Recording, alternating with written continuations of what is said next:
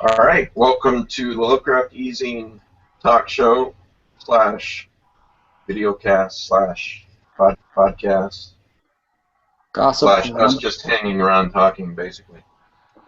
What, Rick? Oh, it's a gossip column too. Yes, absolutely, as we will soon find out. Today is November the 15th, 2015, and our guest today is Jonathan Howard, author of Carter and Lovecraft. He had to reboot his computer, so he'll be along in a minute. And that's not his first book. He's written some other books that I have not read. Johannes Cabal, I think. The interest there is in the third book, the necromancer goes to the Dreamlands. Mm. So there's a direct reference to Lovecraft. I think that's why I was interested in the past. But I don't think I've read those. Yeah, I haven't. I didn't even know about Jonathan Howard until recently, the Carter and Howard book, and that his publisher sent me a copy to read. And anyway, but I'll talk about that in a minute. If you're watching the show instead of listening later, and you think Joe looks kind of weird, you're right. Pretty handsome. That's what I meant to say. Right. It's a negative effect. Joe has discovered the special say effect. today's magic word, and the little duck will drop down and send you $100. Or a free book. Now you have to run What's this today's register. magic word out there? What's today's magic word? Today's Dagon. magic word is... Wow. Okay. First thing we can do, get out of the way, is talk about the prizes. I've got from Brett Talley. Sorry, let me pull it up. I have Limbus audiobooks. I believe that's an anthology. I've not read it yet. A horror anthology. Have you guys read that? No. But it's got at least 2 Lovecraftian stories, he says. Mine, Brett Talley, his email I'm reading, and Jonathan Mawberry's. Am I saying his last name right? Mawberry? There's no Y in it, so. Anyway, we got 3 to give away. We've got 3 codes to give away to the winners. I'm assuming this is for Audible. No, Audio Realms website. And choose gift certificate, then I'll give you that code. Okay, so there's 3 prizes for, let's say 2 prizes for live viewers, and I'll give one of these away to somebody listening or watching the show later in the week. Again, this is November 15th, 2015. What's your prize, Matt? It's a great one. I happen to have an extra copy of the unopened CD of Dagon, War of Worlds, the radio play by the H.P. Lovecraft Historical Society, Dark Adventures Radio Theater. Wow. That's a great prize. Yeah. You're fuzzy, but we get the picture. So. In case anybody's wondering why it's called War of the Worlds, it's sort of a cross between Lovecraft's story and it's done in the style of Orson Welles' broadcast, and that it's a live newscast of the Deep Ones invading the world. They actually did a performance of this at the Necronomicon. It was fantastic. It's really fun. Yeah, that's the one I have not listened to yet, I don't think. And Well, put yourself in for the prize. yeah. It has a lot of characters from the Whisper and the Darkness movie who were original to the Lovecraft Historical Society. Nate Ward, the professor, and it has that millionaire playboy who was in the Whisper and Darkness movie. And today's prize winner is Joe Pulver. Wow. Jonathan, can you hear us? I can hear you plainly. Can you hear me? We can. You're a little low, but this is doable. So I'll lean into it a bit. yeah, there you go. Just scream at us. Just yell at us. That's what every other guest does anyway. So how are you doing? Thanks for being on the show. My pleasure. Yes. It is. That's what I know. It's 5:11 now, so it's been a long day. Yes, I know. It's late where you are, and I appreciate it. And late where Joe is, and where Salome is too. So. Now, you probably thought we were going to cover Carter and Oh. Lovecraft first, but actually, Salome says you're scared of a statue, so I really want to hear this story. Well, I'm sorry, Jonathan Howard, on the first time we meet face to face, that this is what I have to talk about. But I found it an interesting story. So there's this, it's not actually just a statue, it's a music box. It's like a human-sized music box shaped like a man lying on the ground with a tiger on top of him biting his neck. Yes, the thing in the British Museum. Yes, and it moves slightly, and it plays music. And I took a picture of it and posted it on Twitter, and Jonathan Howard told me that it gave him nightmares when he was a kid. It did. What music does it play? It's actually an organ. It's a pipe organ Oh, down the cool. side of the tiger's body. So, see? It represents a tiger eating a British soldier. Hmm. And it was built for the great Tipu, the Sultan, because he just won a victory against British troops and he wanted to commemorate it. Interesting. I'll see if I can find a picture of it while we're on the air. And when it's operating, the dying soldier's arm rises and falls. It's a really grotesque thing. And it was on children's television back in the 70s when I was a kid. And I saw this ghastly thing, and it really stuck with me. Well, sorry that she insisted on ambushing you like that. You know how she is. That's all right. Actually, I asked her. So you've written a book called Carter and Lovecraft. Mm-hmm. And this is not your first book, obviously. I read that you've been writing since 2009. Is that correct? Yeah. Johannes Cabal, the Necromancer, came out there. Right. And before that, you were a game designer, or you still are? No, I'm pretty much a full-time author at the moment, which isn't to say I've turned my back on game design. If anybody wants me to do any content design, narrative design like that, hang up my shingle. I'm always ready for that kind of stuff. Well, it looks like you wrote a pretty popular game series, Broken Sword.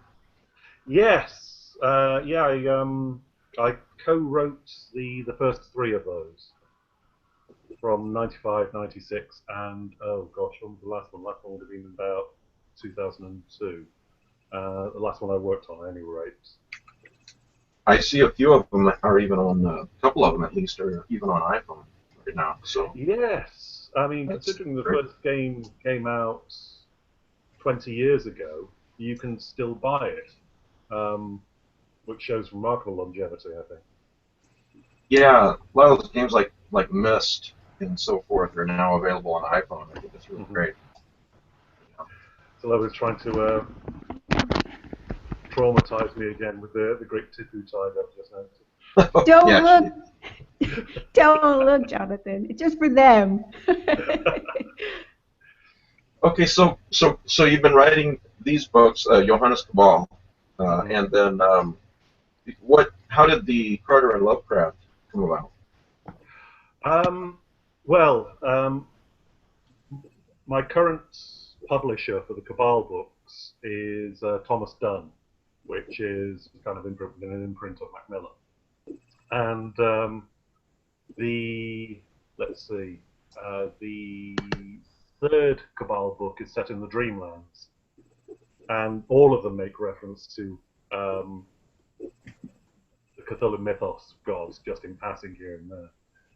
So, what Macmillan have is basically got this bloke who goes round the west coast accosting producers and flinging ideas at them, and if anything sticks, they go, oh, it just so happens we've got the perfect rights to do that for you. And in this case, it was a modern-day Lovecraftian story.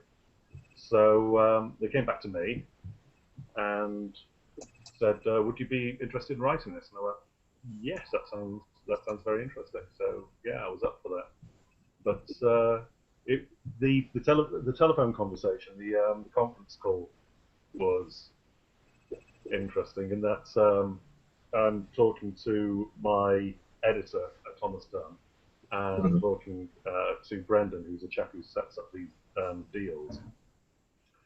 And we're going through the matters and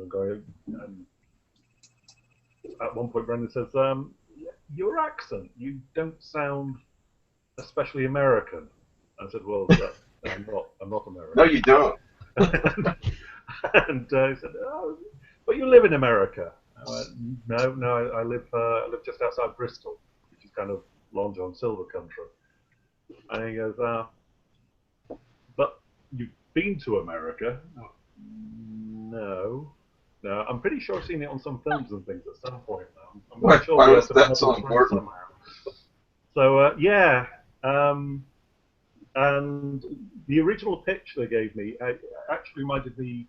Are you familiar with a couple of films that came out? I think in the late '80s, Cast a Deadly Spell, and Yeah. I don't know the other one, but the one that had Fred Ward and the other one was Dennis Hopper as Private Detective H.P. Lovecraft. The original pitch, Lovecraft is a detective. And I said, well, that's kind of been done, but if we flip it like this and change this to this and lose that and put this in instead, then it becomes something different. And they said, fine, you know what you're talking about, go away and do it. So I went away and did it.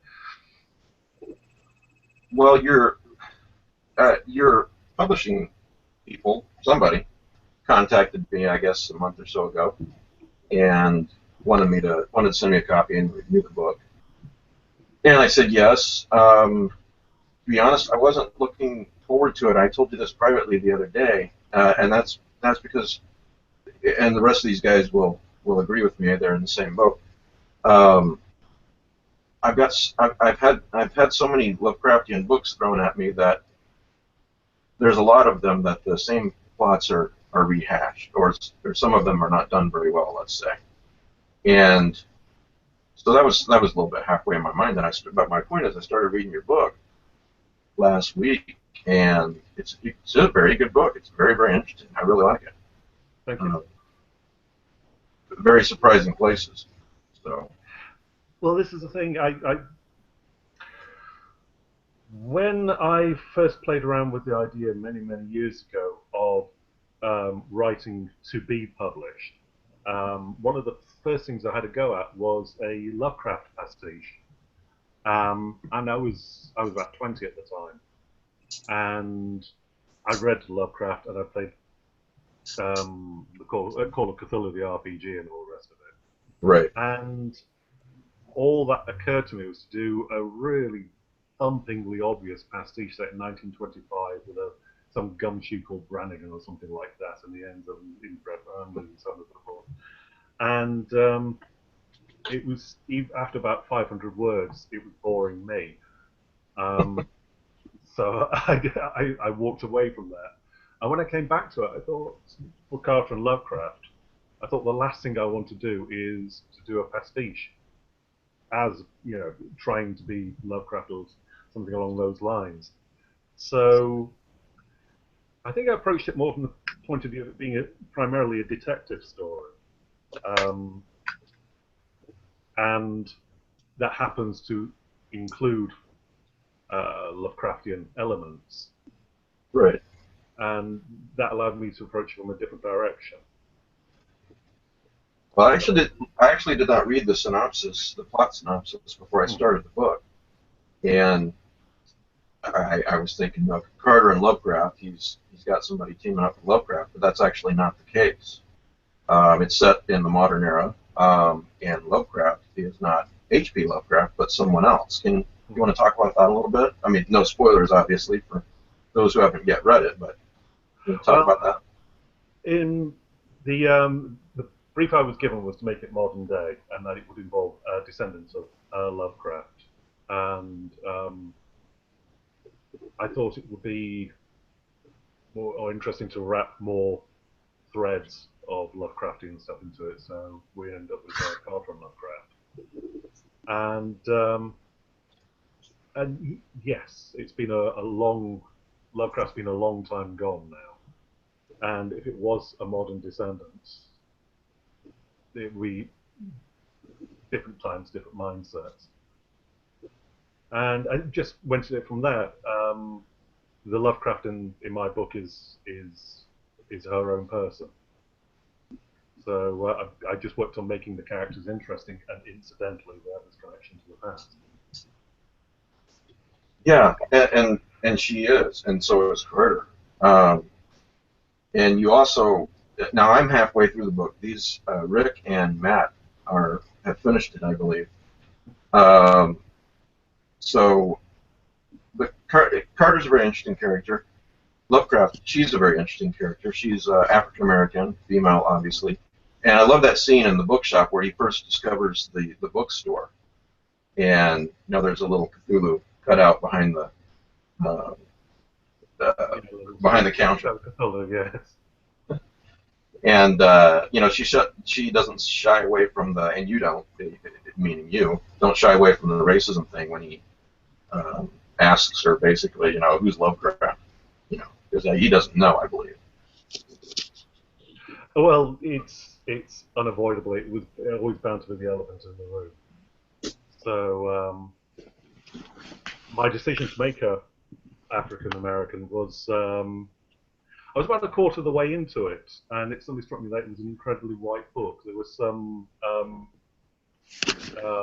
non-white minor characters, but the main protagonist and the antagonist all white. And I thought, well, that seems unreasonable and a bit obvious. So I played around with who I could change, and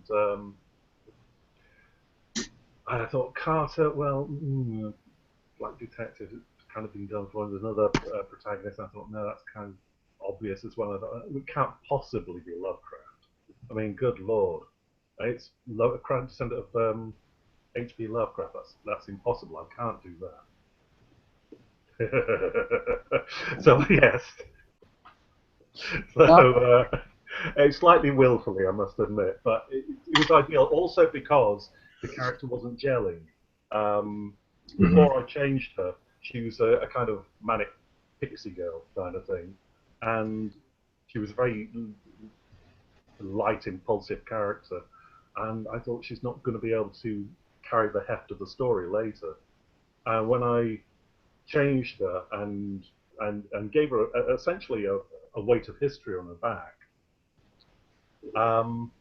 she became a far more compelling character and far more interesting to write. Now, one thing that's not clear to me is what exactly is she on the Lovecraft family tree? Was that something you were saving for the next book? I Or was that deliberately kind of through that. I was utterly vague about it because I thought there are far better scholars than me of the actual Lovecraft family tree out there who will draw around this. So, as far as I'm concerned, it's a fictional branch of the family, but there is a blood connection there to H.P. Lovecraft. Right. Yeah, she mentioned some of the effect of, well, a couple of interesting things she mentions when she first meets Carter. She mentions that Lovecraft would be, devastated to find out that I was related to him. Yeah. Something to that effect. I'm paraphrasing. And the other thing I thought was interesting was she mentions she gets all these crackpot letters from Lovecraft fans. Yeah. Well, if there was a surviving member of the Lovecraft family. Yeah, you can see that, definitely. It would absolutely happen. Yeah, people insisting that the Cthulhu mythos was real and things like that. She gets letters like that. And frothing collectors who are just desperate to have, their edition of the Horror Museum or whatever signed by the last surviving Lovecraft. Right. The last known surviving Lovecraft. Yes. Yeah, guys, if you have questions for Jonathan, please feel free to jump in. Rick, I know you've read the book as well, right? Yeah. You have an artifact in there called the Perpetual Twist, which is shaped like a cube, and I'm wondering if where you got the idea from that from. You know, that's an excellent question, and I wish I could answer it. It's one of those things where you're trying to draw threads together in the story, and you just, it's 2:30 on a Thursday afternoon, and you're trying to get this to collide with that and slide with that, and it would be really nice if this fitted with that. And then you have a bright idea, and you go, oh, there we go. And that's kind of where the cube came from. I was pretty sure that I wanted some sort of artifact in the story, and I ended up with an artifact-shaped hole in the plot, and this just slotted in really nicely. No, go ahead, Rick. I'm sorry. What is the thing that leaped to my mind when you made it shaped like a cube? Mine too, Rick. Go on. Well, there were two things. First is the cube in Challenge from Beyond, which is a Lovecraft round robin. Mm-hmm. But the other one, since you may notice that Joe Pulver has all these Marvel comic book characters on the back of his shelf. I thought of the cosmic cube from Captain America. Oh, no, didn't think of that at all. Sorry. I was thinking something else too, yeah. I was thinking the shining dodecahedron. That was like the real life model for that or something. Yeah. Yes. That did cross my mind at one point, actually. After I came up with it, I thought, oh, yeah, that's good. Maybe my subconscious dredged that up. But it wasn't a conscious thing, certainly. Yeah, the TV rights have already been sold. Keep talking. The TV rights have already been sold as Yes. well, correct? Which is very gratifying, yes. Yeah. Can you tell us something about it? Yeah. All I can tell you is more or less what we just heard. I mean, this is the thing. Since I was, it was a job for hire with a hired gun on it. I don't own copyright on it. It's not my IP. So I'm in the slightly egregious position of things happen with it, and sometime later people go, oh yes, by the way, this happened. And I go, oh, that's nice. So beyond the fact it's been told to Warner Brothers Television, that's all I know. But I've got my Cthulhu glass here. I'm not sure if you can see that, but up to the camera. Tentacles. Oh, yeah. That's cool. So, I guess, does that mean you don't get anything out of it?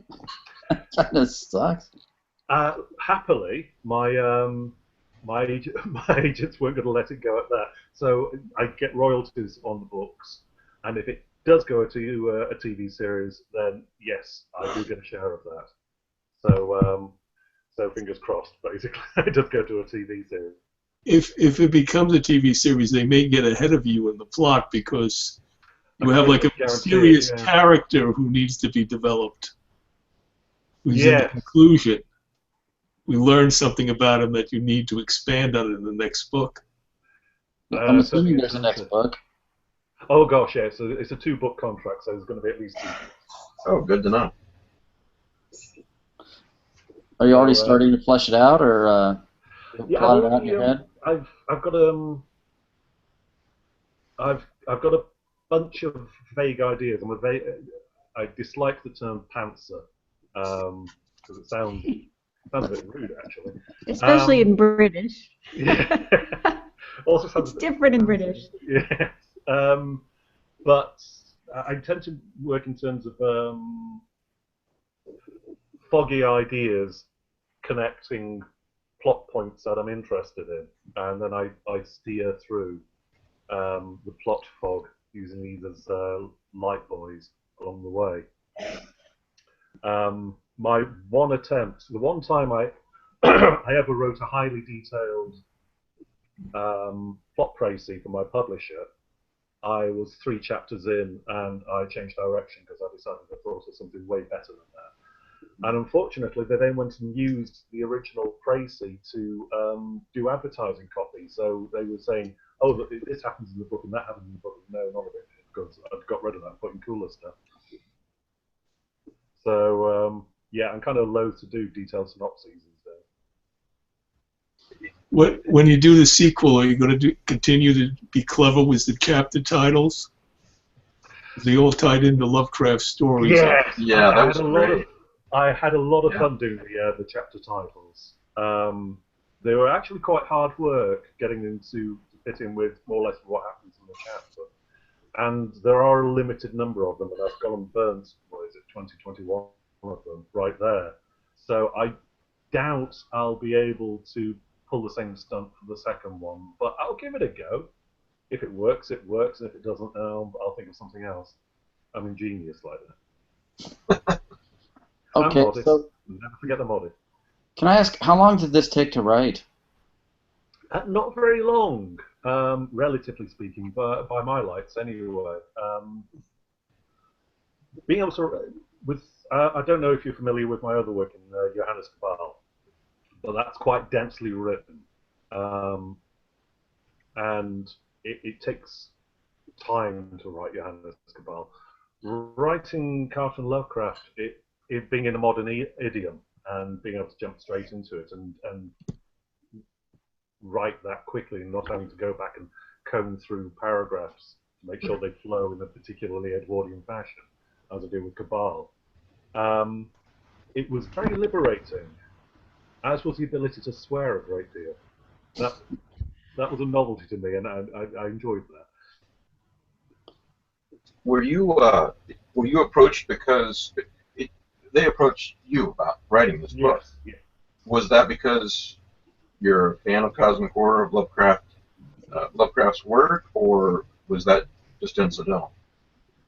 I think it must have been because, well, as I said,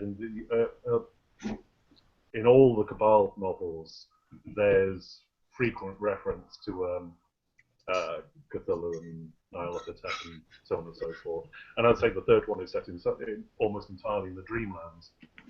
So I was, when they needed somebody to write Lovecraft, they thought, well, he seems to be at least passingly familiar with the subject matter. Let's try him out. So that's how it all worked out. I have another question, and you don't really have to answer, but okay, towards the end, there were some hints that Lovecraft and Carter might become an item. Yes. So, inquiring minds want to know.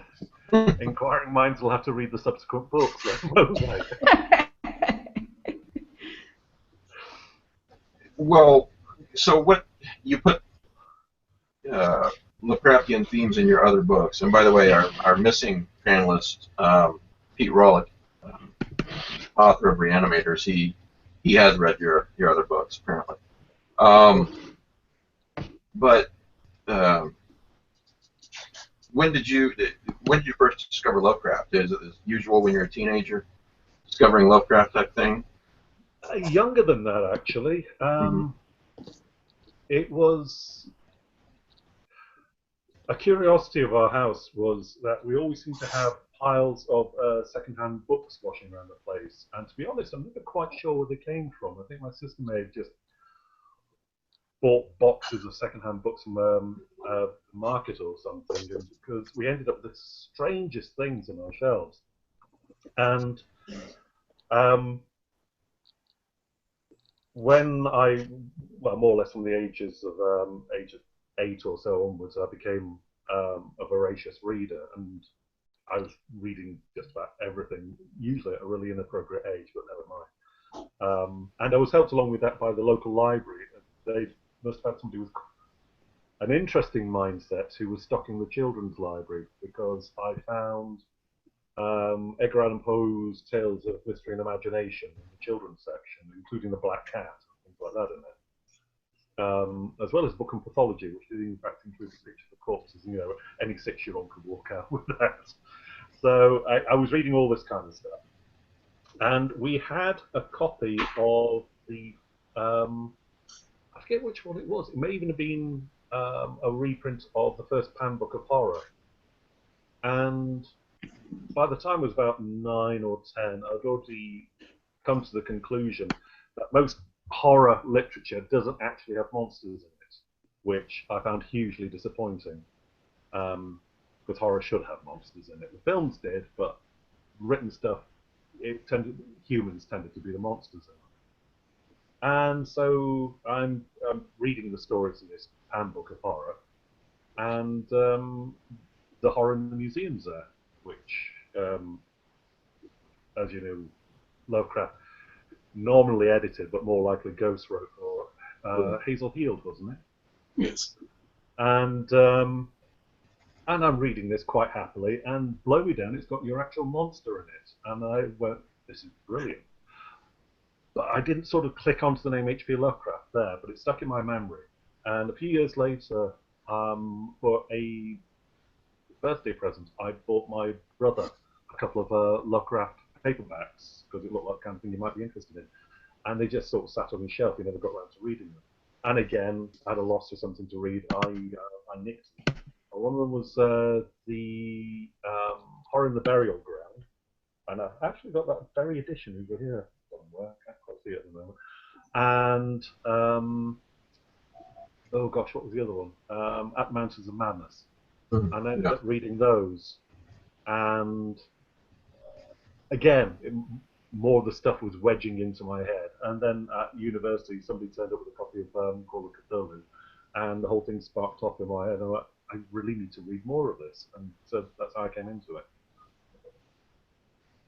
So it was the monsters that got you more than anything, sucked you in. Well, yes. I mean, in that same collection, there's things like, oh gosh, there's some bizarre 1930s pulp thing about people being hacked up by a mad surgeon turned into chicken people and this kind of thing. And generally, in literary horror, there were no monsters. And I liked monsters. When I was a kid, I used to religiously watch Doctor Who specifically for the monsters. And if the story didn't have monsters in it, then I was especially interested. Yeah.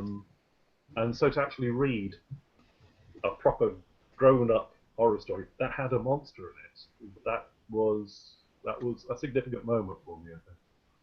What was your favorite monster in Doctor Who? Oh, well, altogether or back in the 60s? Back in the 60s. Back in the 60s. I liked the Daleks. The Cybermen scared me. I was especially taken by a story called The Mind Robbers, which was a very surreal story, and it had man-sized toy soldiers kind of stomping around the place and white robots and this kind Patrick of thing. Troughton's story. Yeah, Patrick Troughton's story, exactly, and people being crushed in books and this kind of thing. And that one stuck with me very strongly for a long time afterwards. I always liked the surreal sorts of stories. Rick told me before we started the show that I'm going to watch it tonight, but you said, Rick, that the latest Doctor Who is, what did you say? Probably the most horrific one they ever made, the most outright horror story. Oh, good. That's a Mark Gatiss, isn't it? Yeah, I'm trying. Yes, he wrote that. Yeah. I can't remember what the title is. I think it has dust in it, in the title. Yeah, but I haven't had a chance to see it myself yet. I'm a bit behind in my Doctor Who viewing, but yes. I remember when Doctor Who came back and he wrote The Unquiet Dead in the first series. Apparently they toned that down quite a lot because it used to be a lot more horrific, and they went, this can't go out in this form. We're going to have to just calm this story down a lot. So I think he's been trying for years to do something flat out for the Philip Hinchcliffe kind of period, something more gothic. Didn't they get into a problem during the Colin Baker era with the BBC because they were too horrific? Well, yes, but it wasn't helped by the fact that the control of BBC One was trying to close the program down as well, because he didn't like science fiction and he didn't like fantasy. So any bad publicity out there, they did no kind of fire prevention on the stories at all, because the controller wanted it to go down. I read that back then all the kids who watched the classic Doctor Who, that was kind of known as the show that the kids watched from behind the couch, or something to that effect. Yeah, famously from behind the sofa. Yeah, exactly. Yes, often doesn't work out that way because there's not much space behind the sofa. There's just a wall. But even so, you can, I distinctly remember going, "Oh, I'll just see what Mum's doing in the kitchen," kind of thing, and wandering out at that particular moment, and then wandering back. I'm not scared. I'm just checking out what Mom's doing. I'm not scared of anything. Oh my goodness. Okay. But yeah, it's. I can honestly say that the one Doctor Who monsters that really scared me as a kid, as opposed to me going yay, were the Autons back in 1970. Showroom dummies coming to life and hunting people down in the streets and killing shoppers and this kind of stuff. And for years afterwards, they always looked askance at showroom dummies. You can almost tie it into being afraid of that statue in the British Museum. Well, again, it's a whole kind of thing of I've forgotten the name of it now. The fear of dolls. My wife has that actually, and just the other day I'm watching movie trailers on Hulu, and apparently there's this upcoming movie called The Boy. The Boy. Yes, thank you.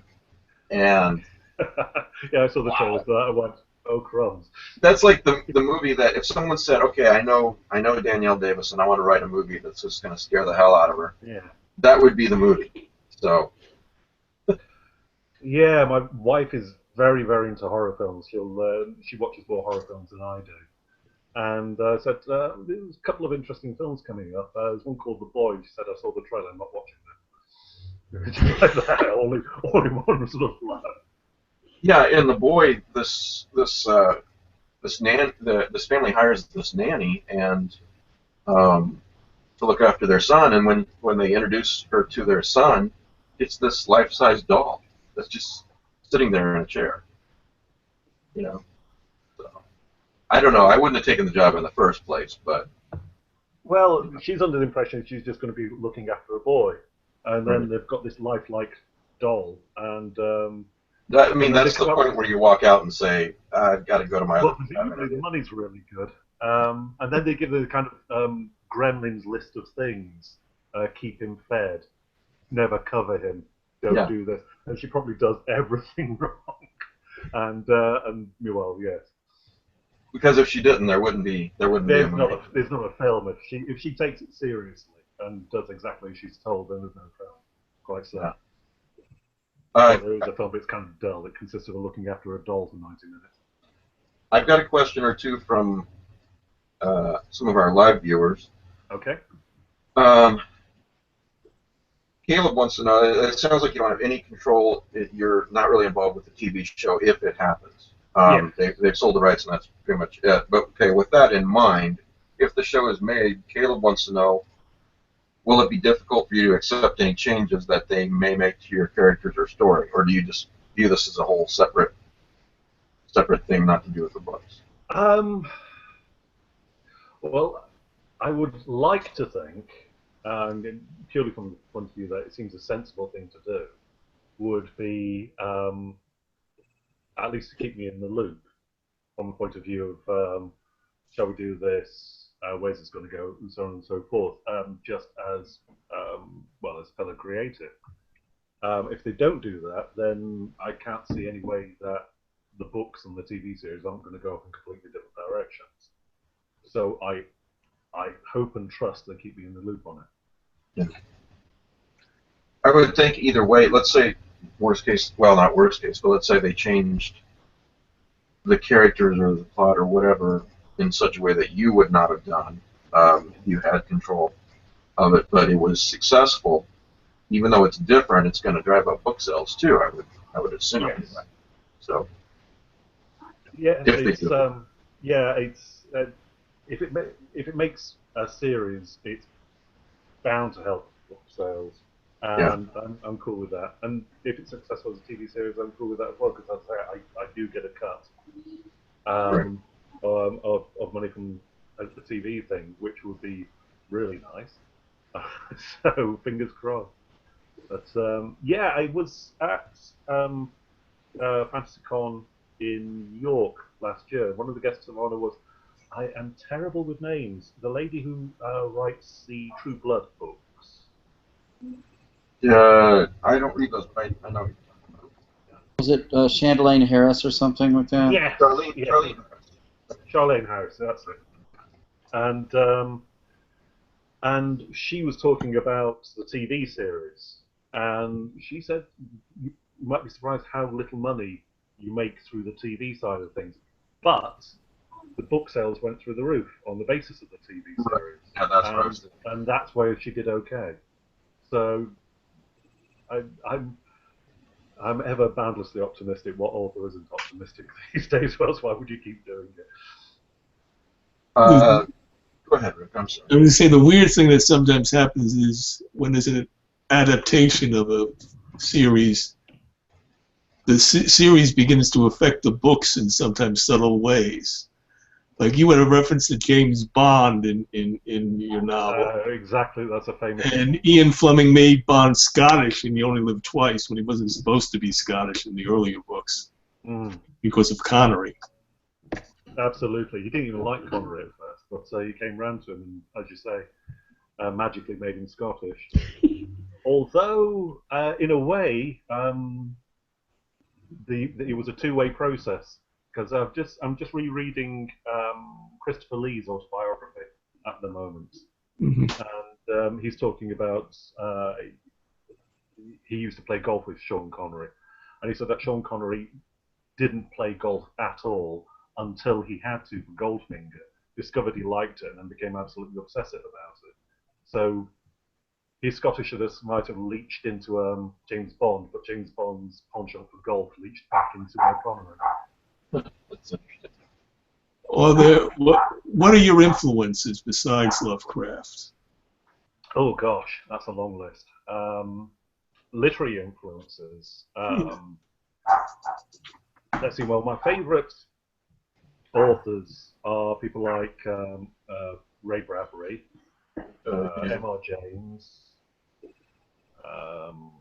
With science fiction, I will talk endlessly on the subject of John Sladek and Stanislav Lem. I read quantities of pulp. I read all 20 of Patrick O'Brien's Aubrey Maturin novels, which I thought were absolutely brilliant.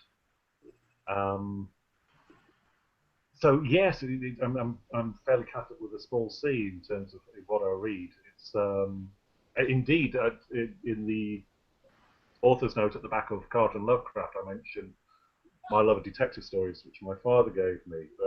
He bought me my first Sherlock Holmes, and I used to borrow his 87th Precinct books, the Ed McBain ones. I hold Ed McBain in very high regard. I think he's an excellent writer. So yes, there's a very, very broad spectrum of writers who've influenced me down the years. The detective series, which makes me think of in Carter and Lovecraft, then Carter becomes he was a police detective, then he becomes a private eye, and in the book he thinks about how he knew it wasn't going into it, but all these romantic notions of what a PI is in fiction, and he's not like that. He's more realistic. Yes, it's again, a lot of this comes from reading, not just fiction in this case. I've also down the years I've read memoirs of your actual private detectives, and the thing that comes through is just how thuddingly mundane it is, and how much of the job, especially these days, consists of sitting at your desk and going through the internet. Right. You can find out a vast amount of information directly from the internet, and there are certain databases which private detectives have access to through subscription or whatnot, which give them access to information that you wouldn't otherwise be able to get to easily. And the fact that he's an ex-cop and he can call in the occasional favour to get stuff that's behind firewalls, even he can't get that. A lot of it consists of sitting there with your browser open, doing search terms these days. But you still have to go out there with your camera and take pictures of the philandering husbands and so on and so forth. Now, this is kind of interesting. So it sounds like you were raised in a family where everyone loved books and there were plenty of books around, everyone was reading, but you seem to have sort of backed into the career of author from game design. So did you go to university? Were you a student of literature? How'd this end up being your career? Oh, yeah, that's weird. My first shot at academia was in chemistry, and I discovered I'm not a chemist, so I dropped out after a while. And After the lab blew up or before? it was a close thing. I was terrible in the lab. I enjoyed lab work, but I was rubbish at it. I was forever spending 2 hours carrying out reaction after reaction to end up with this bit of filter paper with a tiny amount of precipitate on it, which I then accidentally flushed down the sink and so on and so forth. I was awful at being a chemist. And then I sort of did minor jobs for a while. Then I went back to university, and this time I did an information and library management course. So although I'm not chartered, I am technically a qualified librarian. That probably comes out in the book as well, because there's all the stuff about Dewey Decimal Classification and AACR2 turns up at one point. Yeah. Which is Anglo-American Cataloging Rules, second edition. Which apparently is obsolete now, but it wasn't when Lovecraft was doing her degree. So you got into game design, basically. Yes, the game design was weird. I did 3 years doing this information library management course. I knew exactly what was going to happen. Companies had, at the time, information units, and I was going to go and work in one of the information units, a corporate information unit. And when I started the course, I used to check the literature, and there were some really good jobs available. And I'm thinking, yeah, I'll just stroll into one of those. And 3 years later, it was on the other side of a recession. All these companies were tightening their belts, and the first thing they closed down were the information units. All of a sudden, all these jobs had completely vanished. Oh dear. So I'm hacking around looking for work, and then in the evening paper, in the job section, there's an advertisement for Microprose, if that name means anything to you. And they were opening a studio I was living in Manchester at the time. They were opening a new studio in Salford Keys.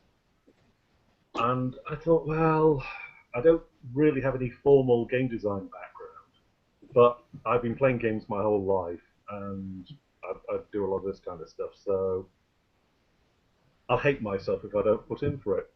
Right. And I interviewed apparently really well and ended up getting a gig. And that was my foot in the door. And I was with Microprose, I was with Virgin Interactive, and I was with Revolution and Codemasters. And I was at Codemasters when I got the publishing deal for Johannes Cabal. Well, so many game designers don't have a formal education in game design, though, too. So. Yes, I mean, since I got into the gig, there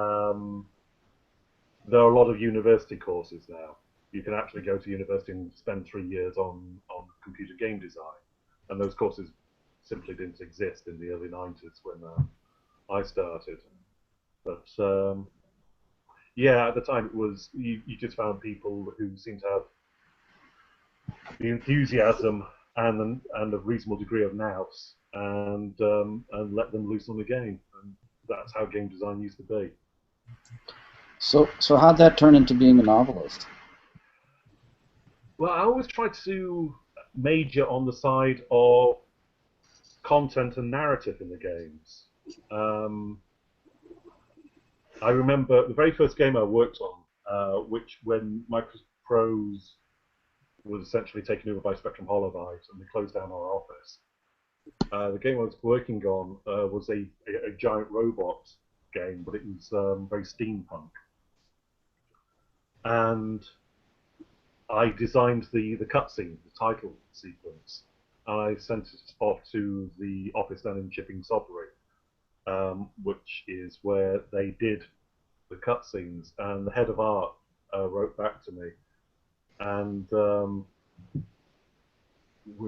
he wrote back and said, "Do I look like flipping Ridley Scott?" Except he didn't actually say flipping exactly. But so, yeah, I was interested in telling stories right off. Microprose did a few adventure games. I tried to talk them into doing an adventure game in our studio, and they don't want to do that. And I was chasing after doing an adventure game, really. And eventually, at Revolution, I got to do the Broken Sword games, which are adventure games. The first Broken Sword game has got 80,000 words of dialogue in it, which, since it's dialogue and not prose, is actually more than most novels have. Right. And I found that very, very fulfilling. That's the most enjoyable project I ever worked on. And it was writing stories. And that was, I think, where I got the confidence that I could write characters, and I could make them distinct from one another, and I could make them interesting, and I could give them backstories and make them live. And so in my own time, I started doodling around with writing stories, and eventually, well, Johannes Cabal had been knocking around in my head for years.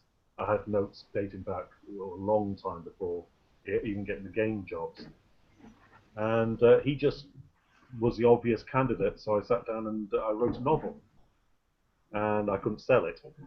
So I wrote a pile of short stories, and the short stories did sell, and people got interested, and some suggestions were made for how I could edit the novel, especially the beginning, to make it a more accessible book. And I got a deal. And so that's how I segued from one to the other. Now, that Broken Sword, that doesn't have anything to do with the Paul Anderson book of the same name? Not a sausage. Nor with the G.K. Chesterton Father Brown Broken Sword. No, completely different. Speaking of Broken Sword, one of the viewers, Simon, says, "My wife and I love the Broken Sword series. Do you have," I have a feeling I know the answer to this first question, but first question is, do you have the rights to the characters? And he also asks, any chance of future games or fiction featuring George and Nico? No, it's this is the thing. When you work for a company, one of the reasons I found it so easy to write Carter and Lovecraft as a work for hire is that essentially I spent 20 years doing that in the games industry. You don't own any of the IP that you come up with. You come up with ideas, you come up with characters, you come up with situations, and the very fact that you're doing them in company time means that the company owns them. So no, I have absolutely no claim to George and Nico and the world of Broken Sword. And I worked on the first three, and since then they've done, I think, 3 more games. They did Angel of Death and something to do with snakes, I think. But those had nothing to do with me whatsoever. So they all go through Revolution Software, who I used to work for back in the 90s. They own all copyright on it. I don't want to keep you too long because I know I think it's nearing midnight where you are.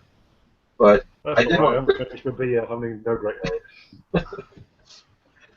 I did want to ask you just real briefly about you wrote a young adult series I read set on an ocean planet. Yes. And maybe talk just a little bit about that. And I'm kind of fascinated with, I think, ocean planets. The idea of them are pretty fascinating. I'm wondering, how much research you did on those and what you did. Well, another one of my my pet sores, my little obsessions, is ever since I was a kid, I've been fascinated by submarines, and I know an unhealthy amount about submarines, and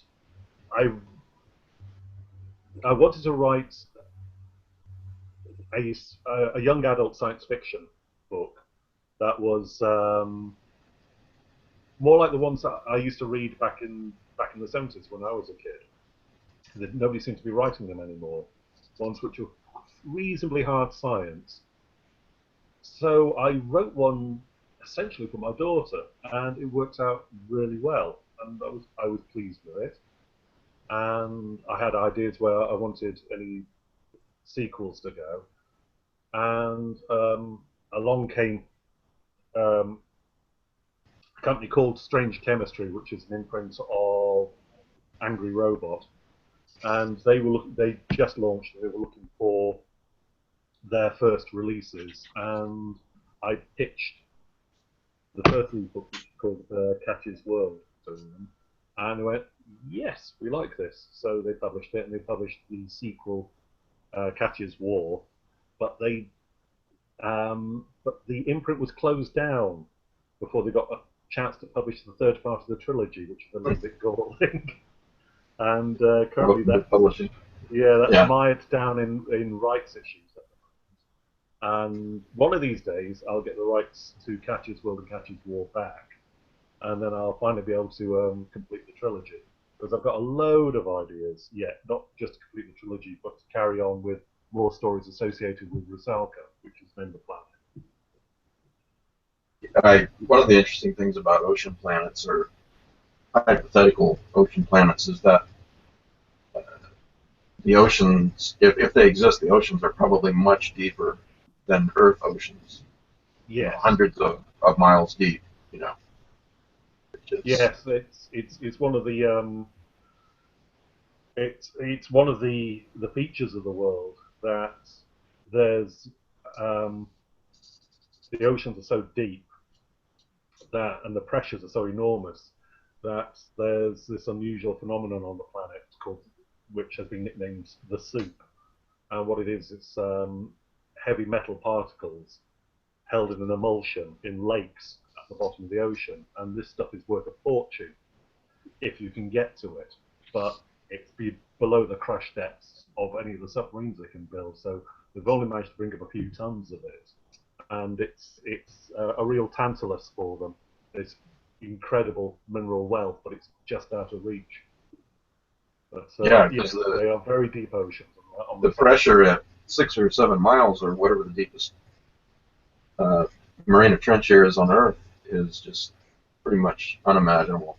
You know, go hundreds of miles deep and exponentially. Yeah.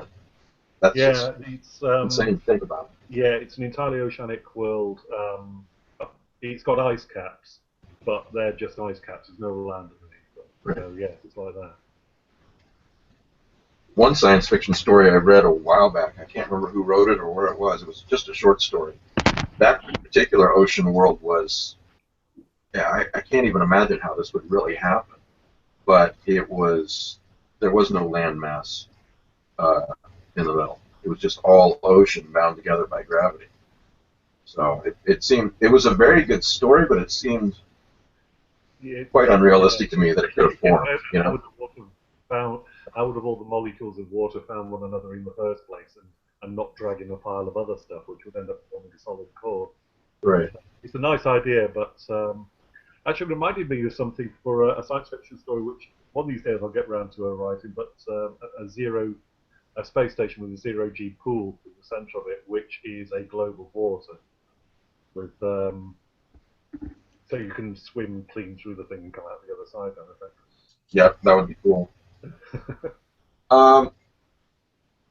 So, just to backtrack, last question for you that I have, unless these guys have another question for you, but you mentioned that you could not sell your first novel, and so I think this is good advice for beginning writers, or a good example for beginning writers, because, correct me if I'm wrong, it sounds like what I heard you say was when you couldn't sell the novel, you wrote some short stories and sold those, and your name got out there. Am I understanding that about right? Yeah, I love short stories. I love anthologies. I enjoy writing short stories. I really enjoy reading short stories. I prefer anthologies to novels more often than not. So it pains me that the book market people just prefer novels. I'm quite unusual in that respect. Actually, the first book I wrote was Johannes Cabal the Necromancer. It didn't sell in that form, but two different people, both of whom opinions I should have trusted right from the get-go. Their names. George Lawks. He died a few years ago. He won an awful lot of Hugos as an editor. He did some work on H.P. Lovecraft's Magazine of Horror, which is where Cabal first appeared in short stories. And oh bother! No, I'm just awful with names. I am too. Yeah, I hear you. And he said, I really like this Cabal character. You should think about writing a novel. And I went, well, it just so happens. And That's great. I sent it to him, and he said, this is good, this is sellable, but this opening, it dithers around a bit too much, and it's not clear who the central character is, and maybe you should think about just kind of cutting this and maybe going with something else. And like an idiot, I thought, no, because I want that kind of late Victorian, Edwardian, slightly didactic, going around all the way around the houses before the story really starts feel. So I said that, thank you for your advice, and I didn't do anything. And then a friend who'd read one of the short stories went, I really like this Cabal character, you should think about writing a novel. I went, it just so happened.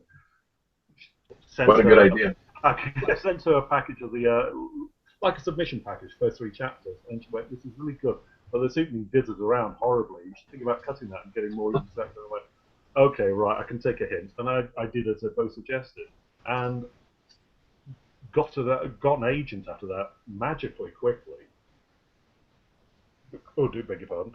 Because that first chapter was broken. And it didn't take a great deal of fixing. It just meant shaving off the first few hundred words, replacing them with something more immediate that introduced the Johannes Cabal quickly, and in an intriguing fashion.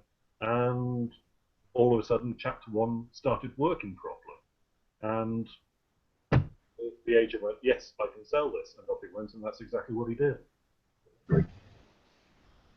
Well, the book is called Carter and Lovecraft, and you have Amazon, or I'm sure quite a few other places. Really enjoying it, like I said. And you guys have any other questions for Jonathan before we let him go? No? Just when can we expect book 2? Yeah. I'm at the scribbling down fuzzy ideas stage, as I have been for the last year. In fact, I'm currently editing the 5th Cabal novel, so that's taking up my focus for the moment. My intention is to actually sit down and start writing Carter and Lovecraft 2 in the new year. All right. And the intention is for it to be published about 2017, so 2 years after its original the publication of the first book. And Cabal 5 will go into that slot in the coming year. All right. Well, thanks for being on, Jonathan. Like I said, I know it's really late where you are, so I appreciate you coming on the show and talking about the book. So, thanks a lot. All you have to do to leave the chat is just close the browser window, of course, so then it'll kick you out of there. So, thanks a lot. I appreciate it. And thank you very much for having me. It's been a lot of fun. Good speaking with you. Bye. All right. Bye-bye. Have a good night. Nice meeting you. Good night. What's kind of interesting is, he's gotten the short end of a lot of contracts for books and games and things. But if you're a television writer in the UK, you seem to have a lot of power. Because if you create a monster for Doctor Who, you own that monster. Anytime they use the Daleks, they're sending a royalty check to the estate of Terry Nation, who created them in the 60s. Yeah, that's good work if you can get it. So it looks like on television the writer is God. He does have the rights to the Cabal series, if I understood it right. Yeah, that's his stuff. But not to Carter and Lovecraft or the Broken Sword games and so forth.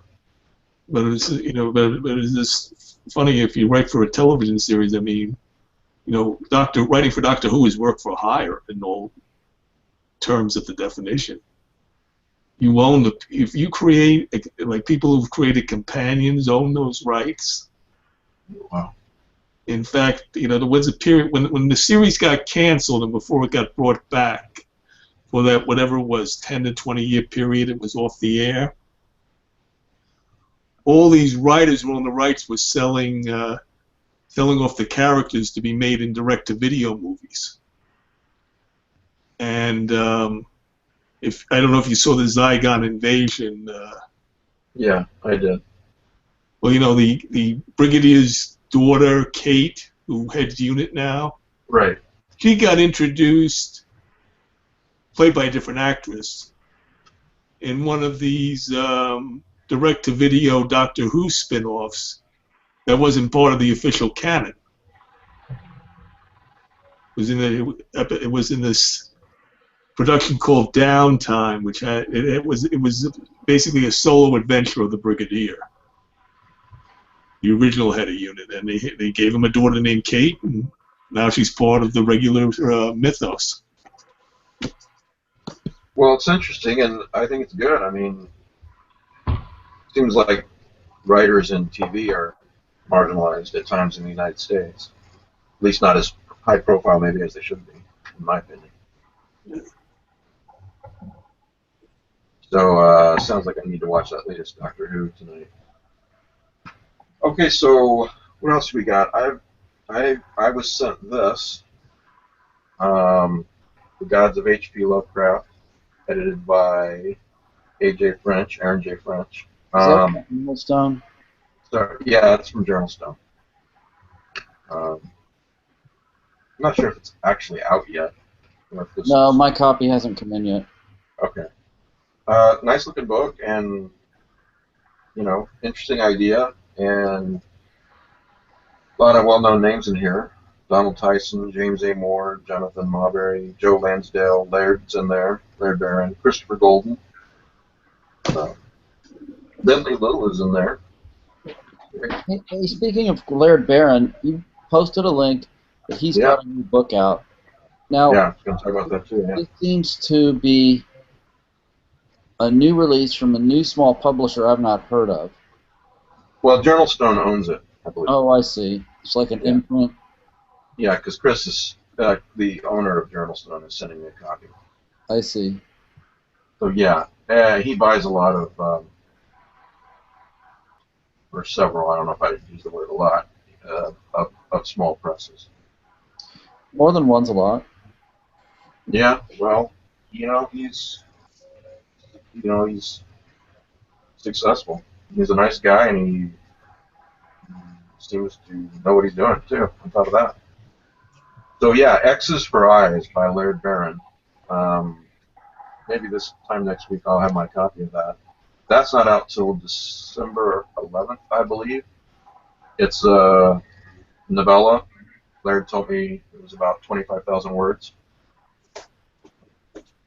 If you go to the Lovecraftian website, it's the latest post.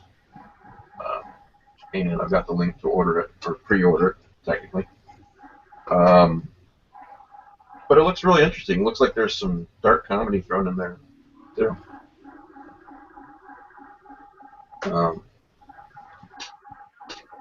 Like I said in the post, I suppose all I really got to say is new Laird Barron book, and go buy it. Probably. Sure enough. All you need to know, right? I can't find where I put my copy, but I got the Mythos Grimly this week. Oh yeah, it's a gorgeous book. I got mine. I've only read Joe's and Pete's stories in there, but both were excellent. Edited by Jeremy. His last name is escaping me. Chalter or something along those lines. Yeah. I know it's a perennial question, but any word yet on Casilda's song? Or is that a sore subject? No word yet. You didn't make any advances the other day. No word yet. We'll leave it at that. I did get this in the mail. So, you know, I don't know who the hell edited this or published it, but A Lonely and Curious Country, edited by Matthew Carpenter. I'm halfway through it, and it's excellent. I was very happy with the stories that we got. We are going to, Sam and I have at least been talking, he wants to put out an anthology of stories linked to the library at Miskatonic University. Oh, yeah. So any authors out there might want to sharpen up their quills. When does he want to do that? 2016, I'm presuming. Okay. Because you know how it is with these. I believe he is I think to make back expenses, he had to sell 80-odd copies of A Lonely and Curious Country. Something like that. 80 to 100. Probably doing that, I would imagine. Well, it's slow going. You know how it is. Yeah, small press. I know exactly. Yeah. He had to sell how many? I could be getting this wrong. It was like 80 copies. That's a small number, I would think. Yeah, that's a real small number. I would think he needs to sell more than that, but I don't know what he spent. So. Yeah. Interesting sidebar about the cover of A Lonely and Curious Country, which I know nothing about other than I sent you guys the cover to Autumn Cthulhu earlier today. Which is awesome. Thank you. It finally hit me what I wanted, or vaguely what I wanted for Autumn Cthulhu, and I'm bringing this up in the context of A Lonely and Curious Country. And I'm scrolling through. You know how this is, you guys. You want the cover to be right for the book, and I spent an awful lot of time on this. And so I found a photo that I could buy the rights to that I really liked, and I almost bought it. I showed it to Steve Santiago, and he's like, "Yeah, I really like it too." And it was this really spooky-looking forest with a path, and at the end of the path there was this figure of this guy. I thought, wow, doesn't that looks great? And Steve goes, I think I've seen that somewhere before. I was like, what? He's like, A Lonely and Curious Country. I'm like, oh my God, you're right. So I didn't want to, yeah. So, but the cover I found. The photo I found, I mean, I really like it better than the other one I found, so it's all good. But, yeah, well, I'm glad you guys, it's still top secret, but I'm glad you guys like the cover to Autumn Cthulhu. So, I think it's great. Thank you. Do you figure your Kickstarter's going to go live soon? Next week should be. Cool. Yeah. I'm just waiting on a couple of final things, like we're going to have an Autumn Cthulhu coin at one of the... actually, I'm announcing this for the first time publicly. Autumn Cthulhu coin is going to be at one of the reward levels. It's really nice. If you've seen the Littlest Lovecraft coins, and several Kickstarters have done this, it's from the same company. I designed the coin. When I say I mean I had major input about what I wanted, but I thought it would be neat since to use the cover of the book on one side and then what's going to be the alternate cover at another reward level tier, Dave Felton's alternate cover, which a lot of people have seen, on the other side of the coin. So it'll be a nice reward for whoever, whoever gives the Kickstarter at that level. But yeah, you know what? You can put a Kickstarter together in a day, but it's going to be crap. Putting together a quality Kickstarter is a lot harder. It is. So, And that's not even talking about the process of going through all the days where you don't know what's going to happen. yeah. It's very stressful. Yeah. So from the outside, it may appear that I'm not getting much done, but that's what's going on. So it should be next week. Did we talk about this last time or the time before? Night Script edited by C.M. Mueller. I'm sorry, I don't know how to say his last name, but he sent me this. Very nice of him. I have not had a chance. It's on my to-be-read pile. You guys know how that is. But, wow, it looks like a great book. An anthology of strange and darksome tales. Nice book. So, I think KV interviewed him a couple of weeks ago for his Outer Dark podcast.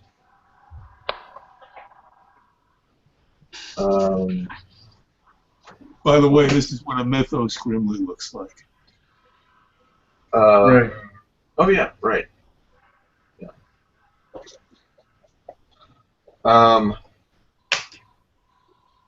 I've not watched it yet, but I found out the other day. Gemma Files posted about this on Facebook. That the yellow wallpaper. You guys remember that story? Yeah. Yes.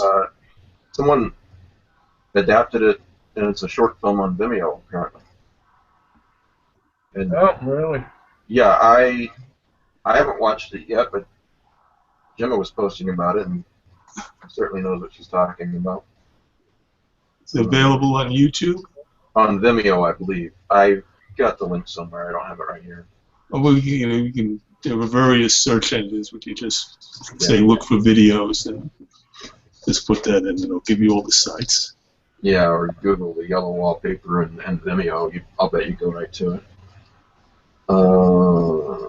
Let's see here. Oh, I wanted to mention this. Willem has a new blog that I thought was pretty interesting. W.H. Pugmire, for those who don't know Willem. His new blog is lovecraftiseternal.blogspot.com. And I wanted to especially mention it because he had an interesting post the other day titled Letters to Robert Bloch and Others. And he's got a copy of, he took a picture of a letter that Robert Bloch wrote him in '85, which I thought was interesting. And the other thing that's interesting, Rick, you'd really like this, is, maybe you know about it already, probably do. I'll just read this. Bob had written a story in which he used elements of Lovecraft's mythos and based a character on Lovecraft himself. When the editor of Weird Tales saw the story, he wrote to Bloch that permission needed to come from Lovecraft to use elements of the mythos and to depict Lovecraft as a character to be killed off by the title demon. Here's the letter that Lovecraft sent to Bloch, giving him permission. There's a photocopy of it. Yeah, it's signed by Abdul Hazred and a lot of people. Yes. So, and I knew about this before, but I had forgotten about it. So it's pretty cool. I've read that letters, and you find that one of the interesting things about it. Someday I'll do an article on it. You find all these titles of stories by Bloch that never got published. And you get interesting little details about what they were about if you read the letters carefully.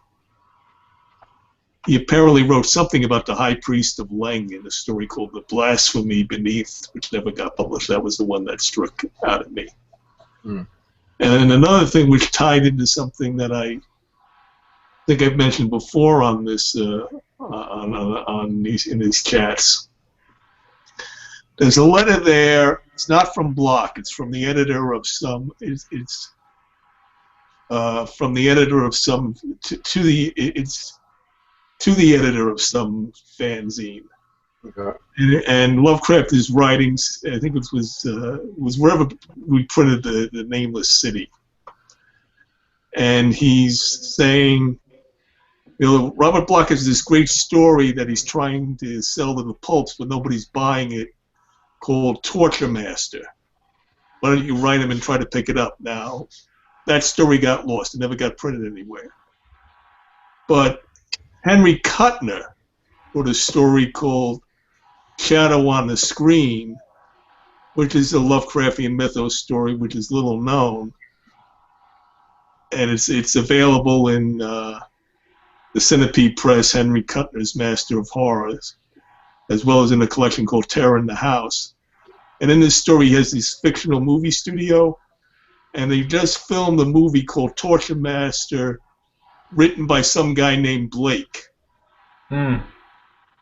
So it's based on Bloch's story, and Blake is Robert Blake from Horror of the Dark.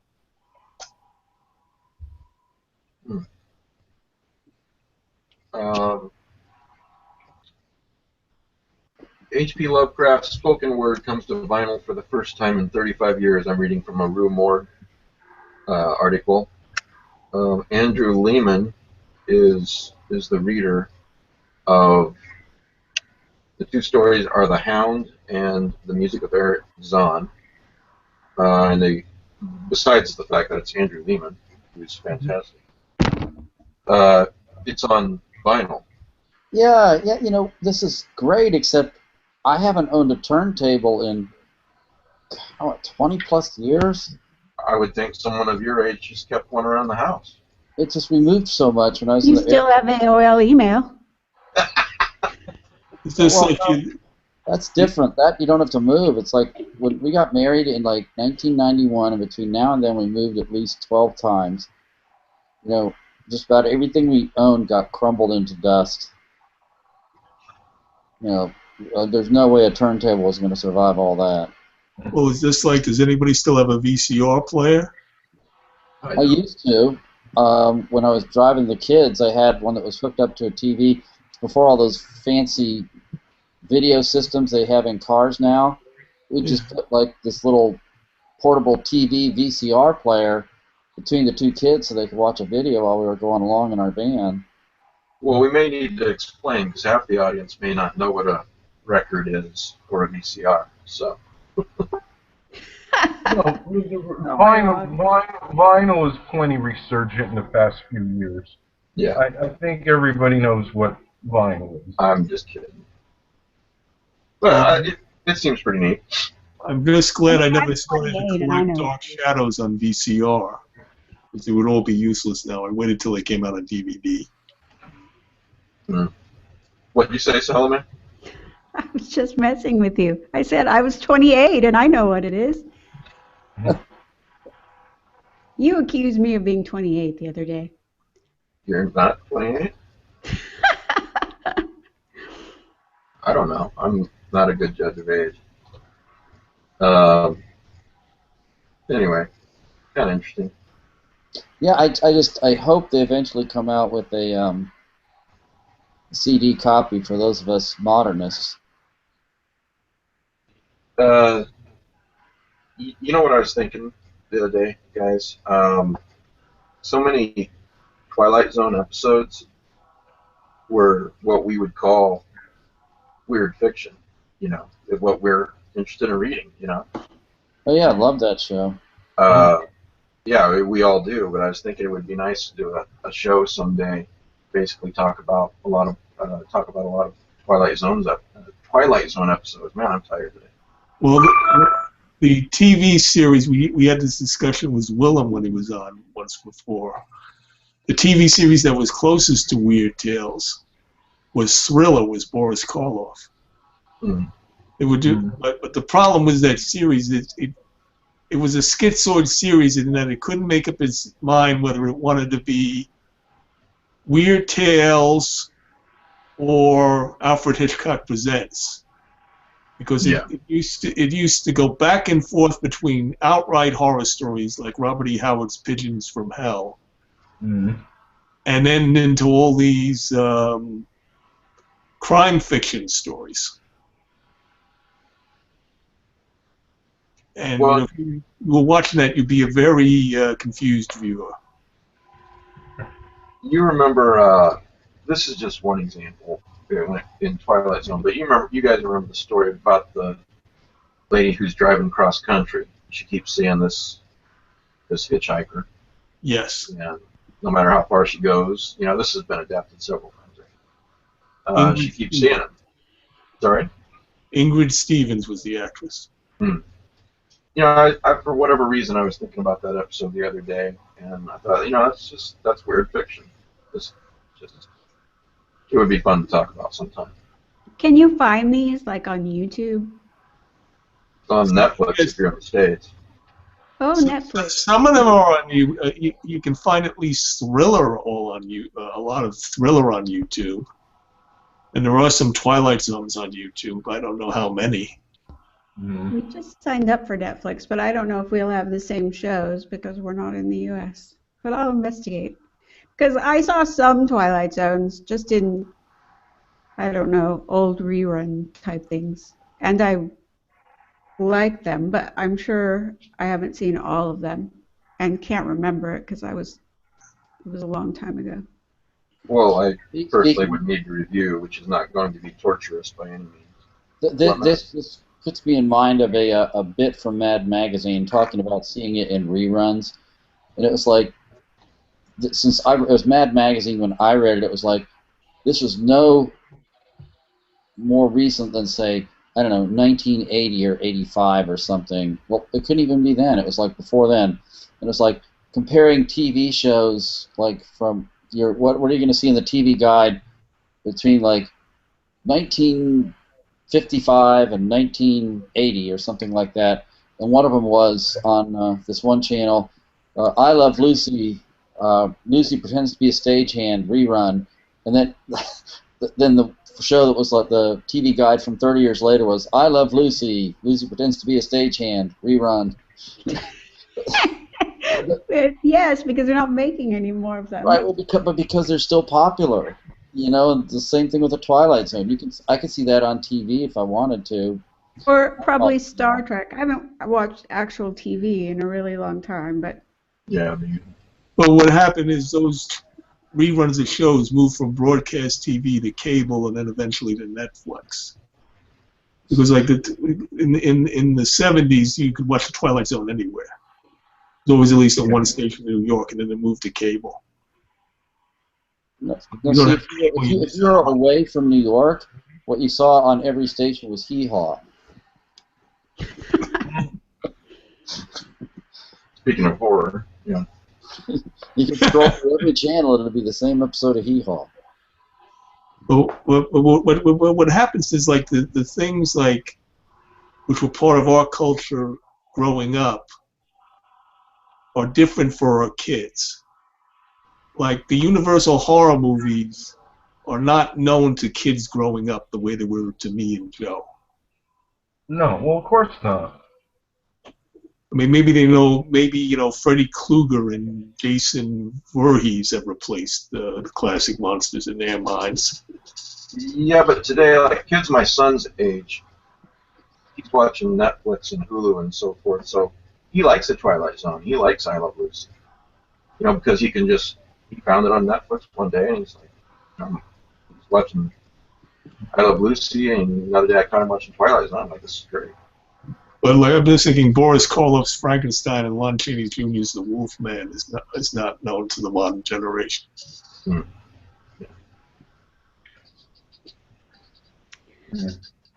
Yeah, go ahead. This is a tangent, but we have just basically finished the audio recording for Cthulhu Lives, narrated by Lehman Kessler and Alistair Stewart. When will it be out or available? The engineer just gave me the processed recordings today to have a final listen to, and I found one little error that I had to send back. But basically, as soon as that error is fixed, it should be tomorrow, I can start uploading them places. We're going to sell it in 2 places. One is on, well, it'll be on Audible and iTunes. And then we're also going to sell it on Bandcamp, because on Bandcamp, we have a lot more control of the price. We can link to it directly, and if we do it exclusively through Audible, we can't make CDs no matter what. And I just... Yeah, I was about to ask you about that, because you had said something to me a few weeks ago about Audible trying to be exclusive. Well, you can sign up with them either exclusively or non-exclusively, and they try to encourage exclusivity by giving you a much better royalty rate if you sign up with them exclusively. But it just didn't work out very well. It's the only way you can give people samples is with promo codes, and they have to sign into Audible to use them. And we just want a little bit more freedom with what we can do with it. And you can't make CDs? That's weird. You can't make CDs. They tell you if you want to make CDs, you have to do a non-exclusive agreement. Huh. So you can't sell it to libraries because libraries can't, it's too many rights problems for them to do it through Audible.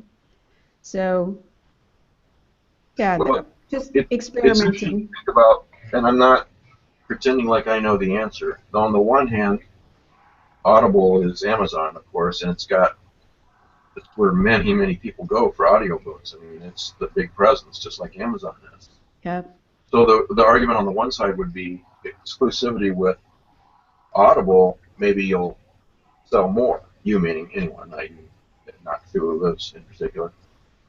But then, like you said, maybe the sales will even out on Bandcamp and where else did you? Oh, iTunes. You know, and iTunes is big. So, and you have more control. To my knowledge, we've never sold a book on iTunes, even though it's on iTunes. Audible, the same company that puts it onto Audible, has control over iTunes. It's apparently on iTunes. We haven't received any statements from them, so I don't know. I mean, I don't even know how we investigate whether any copies have been sold there. But my guess iTunes is, strikes me as more podcasts and music than audiobooks. yeah. So I looked around trying to find an alternative for quite some time. And then I was like, well, why can't we just sell it off our own website? But the problem now is the VAT-MOS tax for us because we're in Europe. If you sell it, you have to charge VAT-MOS, and you have to charge it differently for each country where someone could buy it from. And I was like, oh my God, I don't have to do that. Well, Bandcamp will do the VAT-MOS stuff. And they don't charge very much. Audible takes, they pay for non-exclusive rights. They give a 25% royalty, and you have no control over the price. So they say they base the price on how long it is. So like Those Rosie Hours, we did an audiobook for them, narrated by Emma Newman, the writer, podcaster, and I think it's like $21 or something. It's 12 hours long. Yeah. But so I don't know who's going to buy an audiobook. Oh, your sound just cut out. Oh, you hit the mute button. That's what you did. There you go. You there? Yeah. I'm here. Okay, yeah, you're fine now. I can't. For my twisted brain, every time somebody mentions the Bandcamp website, I can't help but think of the American Pie movies. So. The American Pie movies? Oh my God, that is twisted. Yeah, it is. But you know why, right? Yes. Yeah. This one time in Derek always Bandcamp? keeps saying, "This one time at Bandcamp." Yeah. Yeah. So apparently Bandcamp has a really easy checkout. They don't limit you to where else you can sell it or what you can do with it. They think that's crazy. So I'm going to try it there and see what happens. And we can also put it on have its own sort of URL. Instead of putting it on the Bandcamp URL, they will let you create your own URL. Yeah. And we'll just link to our Bandcamp URL from our website. So it'll be really easy. It'll be on Amazon so people will see it. And, I'll talk about it elsewhere. Well, let us know when it comes out, because I have a sneaking suspicion that people who watch and listen to this show are into Lovecraftian books. So yes, and it's really, really good. I'm so impressed with how they did it. Levin Kessler.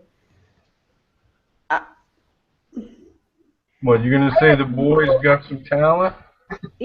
He does. I had no idea. I mean, I like Ask Lovecraft, but he has got some vocal power on him. It's shocking. I listened to a little. Lungs on him. Say that again. That boy's got some lungs on him, yeah. He does. And, you know, it's a nice contrast between the two of them. They each did voices and accents. They basically, you know, acted out the parts. Right. Lehman Kessler did excellent female characters. I was so impressed by he has this powerful voice, but he was also able to do the female characters in a way that just my brain accepted that those were female voices. It was. And it's a lot harder than it sounds to do this and to be good at this. Oh yeah. You know, I'm a big fan of Jack Reacher, and the latest Jack Reacher book. I've got an Audible membership, and I downloaded it, and I don't remember the reader's name, but he's just horrible. And this is a major book, and Yeah. I'm not that picky, but it was just the most annoying voice. There are so many annoying readers. When I was looking for a reader for those Rosy Hours at Mazandaran, I listened to a lot of samples. I could not find anyone that I liked. Finally, someone recommended Emma Newman to me. It's really hard to find good readers because they all sound like they're reading, Right. which is not really what you want. No, you want that added dimension. I think the most difficult thing with doing a Lovecraft mythos book is how you pronounce the names of the great old ones. Yeah. Because I've listened to some adaptations, and if I didn't know who they were, you know, I've got to play it back. Because you could pronounce something like Clark Ashton Smith's Toad God, which I pronounce as Sagwa, in such a way that it sounds like August Derlitz's Fire God, Cthulhu. In fact, Matthew did that once. I thought he was talking about a totally different entity. Well, perfect. I always call it Sathagua. Yeah, Sathagua, that's what I always called it. Of course, the first time I read a lot of these things when I was an early teenager, some of these names I didn't even, you know, what? So it's like, okay, I just noted how it was spelled, and every time I came across the word, it was more like it was a sigil that represented a certain thing than it was a name. Yeah. Which is funny because, you know, then I drifted away from the stuff, and years later when I went back to read some of them, I realized, you know what? I don't have a clue how to pronounce this because I never even tried before. But while we're on the subject of you know, audio things, let's all reach through the screen and beat the shit out of Mike Davis. What for? Because earlier this week, doesn't he mention Chicken Man? And there I am thinking I would love to sit and listen to an hour of Chicken Man. It's on YouTube. No. Really? Yeah. I found the first episode on YouTube at least. I haven't looked the rest of them. Oh, well, email me the link. There I was cursing you out because it's like, wow, Chicken Man. Now I can't stop thinking about Chicken Man. I haven't thought about that since I was basically a kid. Oh, my God. You know. Here you go. Hey, the other thing that Willem mentioned, he has got his hands. Hang on, I was going to play Chicken Man. Okay, play the theme song. All right. He's everywhere. I have no idea what this is, Chicken Man. I know Super Chicken. I remember Super Chicken. Used to be on George of the Jungle, if I remember correctly. Yeah, when you're threatened by a stranger, when you find yourself in danger or anything, you're going to take a licking. Bark, bark, bark, bark. There's one thing you must learn if you have no one else to turn to. Call for Super Chicken. Bark, bark, bark, bark. How could anyone forget that? Yes, Those are Chicken excellent Man. chicken I flavors. forgot Super Chicken, but I do remember George of the Jungle, friending you and me. Yeah, I remember. So anyway, Willem says he has an advanced reader copy of the annotated Fungi from Yuggoth. Yeah, he had a super big post about it. Yeah. So I am just super excited about it. Yeah. Who's the publisher on it? Hippocampus. Hippocampus. I believe it. I believe it's a long-standing project of 30 years. David Schultz. Yeah. Yeah. Well, I don't think Willem was excited at all. At least I couldn't tell from the post. I think we have to do a parody of it called The Fun Guy from Yoga. Oh, we can do that. I'm being Actually- sarcastic, by the way, for anyone who doesn't know. Willem's very excited about it. Actually, Fun Guys from Yuggoth was a regular column in Crypt of Cthulhu, right, Joe? Yeah. Come to think of it, right. There's all kinds of great stuff like that in the old crypts.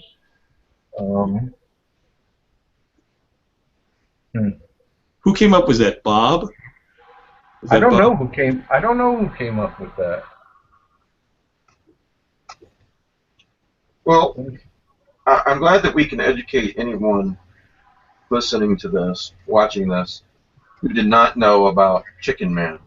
Because Oh yeah, he's everywhere. He's everywhere. infinitely enriched by this experience. So, Well, they're young people. They weren't around in the '60s. They didn't Some hear of them. this stuff. They don't remember listening to the Fourth Tower of Inverness. Thinking, wow, this is really cool, weird shit. well, I just posted the first episode of Chicken Man on the message board. Okay, cool. Is this? I assume this is a comedy.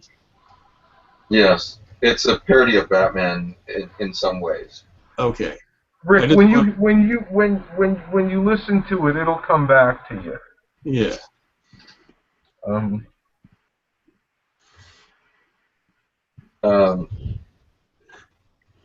Let's see here. But Let me just read the synopsis from the Wikipedia page because it's hilarious. In the series, Benton Harbor, a shoe salesman at a large downtown Midland City department store, spends his weekends striking terrific terror into the hearts of criminals everywhere as that fantastic fowl, Chicken Man. Or at least that's what he tells everyone. In reality, he mostly hangs around the police commissioner's office and irritates the commissioner's secretary, Miss Helfinger. So, Sounds good to me. yeah, it's awesome. Yeah. ton of fun. Well, But the thing is, I don't know. I probably haven't even thought about that show since the early '70s. That's what I'm here for. So all of a sudden, you post this thing about Chicken Man, and it's like, what? My word, Yeah.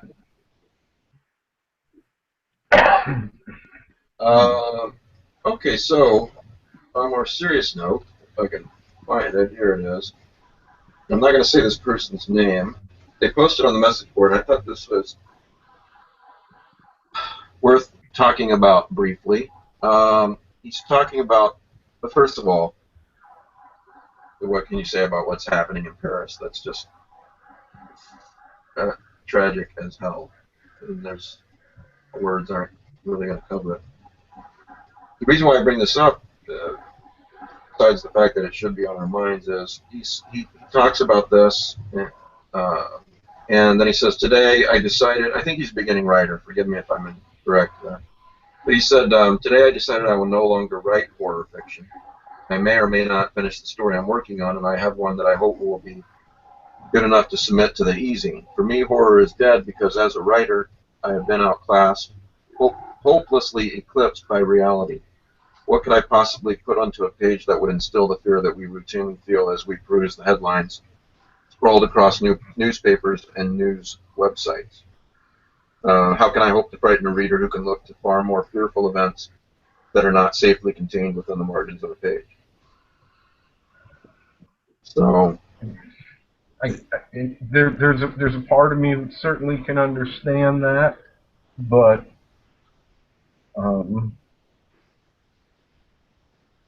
well, part of the and reason there's why so we much. read and write horror is be scared in a safe way. That's one reason. Or watch horror movies. When 9/11 happened, I could not read not so much horror fiction but pulp fiction, James Bond type stuff. Yeah. Because now we were having the wild mad plan to kill thousands of people actually. Yeah. Right. Right.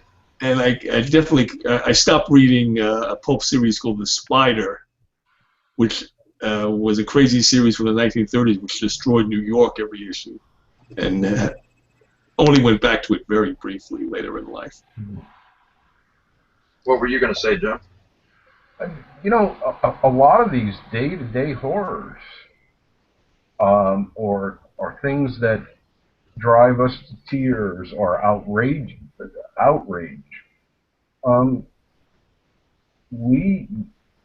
Sometimes I write about them because they are so horrific. I may not include terrorism in things, but I often have rape in my stories. I consider it the most heinous of crimes. If somebody makes me God, if somebody makes me Judge Dredd, then rape is punishable by 2 to the back of the head. We don't have a long trial.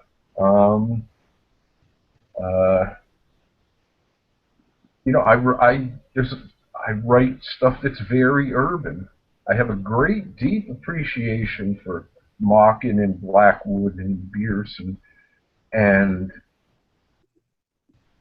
those places outside the city, forests, mountains, a lot of the places that Laird's work inhabits. But I prefer to write at home. What bothers me, the streets, that may be how heavily imprinted I am by crime and noir, though. But I think part of why I write about those places is not only their familiarity, but because of the outrage of what I see there.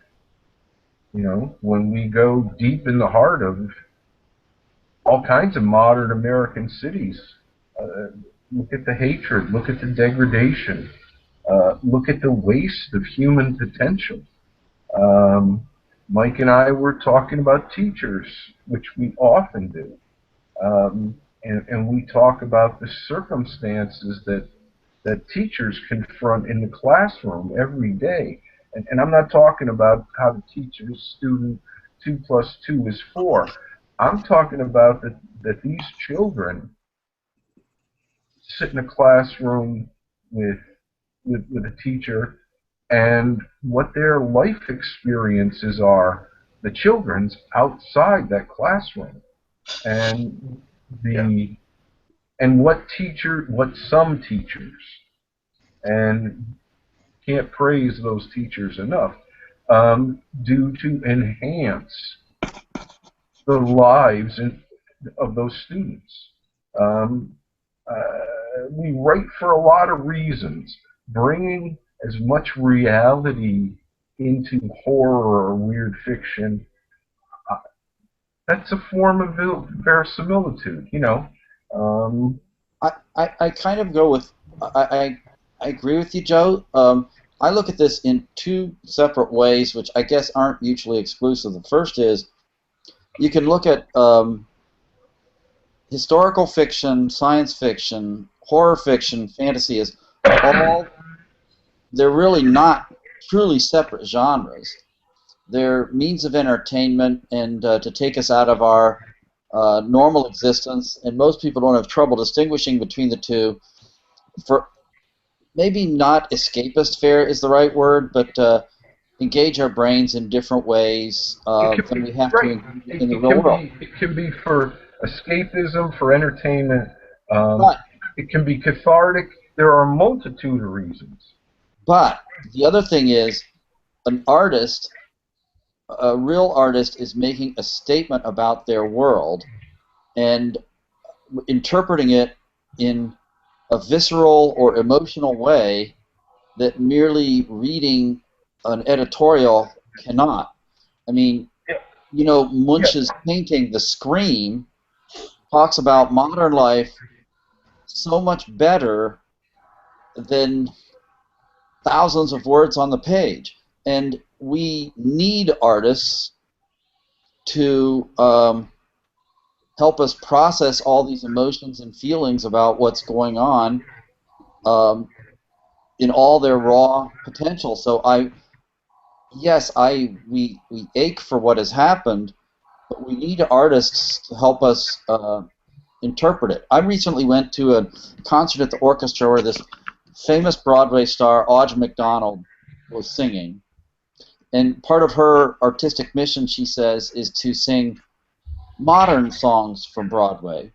And there was a song about a woman meeting her husband, her future husband, and their relationship developing, and then suddenly he's gone in 9/11. And then it's like he's singing to her about, someday you'll go out on my birthday, and I won't care. You'll give away my favorite sweater, and I won't care. And you'll say I love you to some other man, and I won't care. And it just broke your heart to hear it. You know, the way she sang it. I'm not even beginning to do it justice. Right. But that statement needs to be made. That reflection of that emotion. Yeah, it's kind of off topic, but Dwayne Stockton just made a post on the message board about a story of mine in Innsmouth Nightmares.